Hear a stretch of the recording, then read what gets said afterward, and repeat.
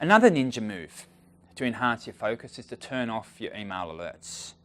Even the most focused individuals can quickly be led astray by the incessant ping, ping, ping of incoming emails. But if a person is already prone to distraction, these incoming signals can really derail the whole day.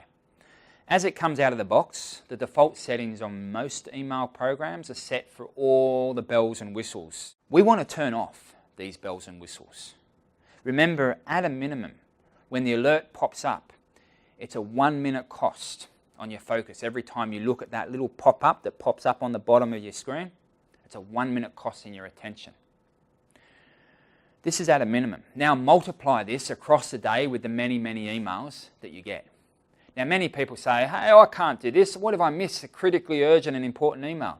If this is really something that you're concerned about, then consider setting up an autoresponder that redirects all urgent matters to your phone.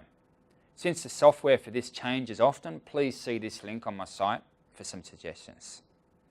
One final note, turning off notifications also means turning off all social media notifications that come into your email as well.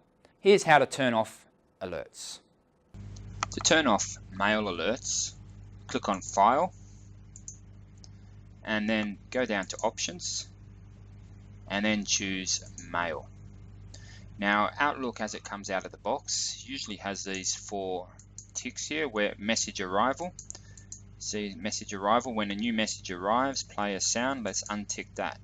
Briefly change the mouse pointer, untick that, show an envelope icon, and also display a desktop alert. Let's untick all of those and press OK.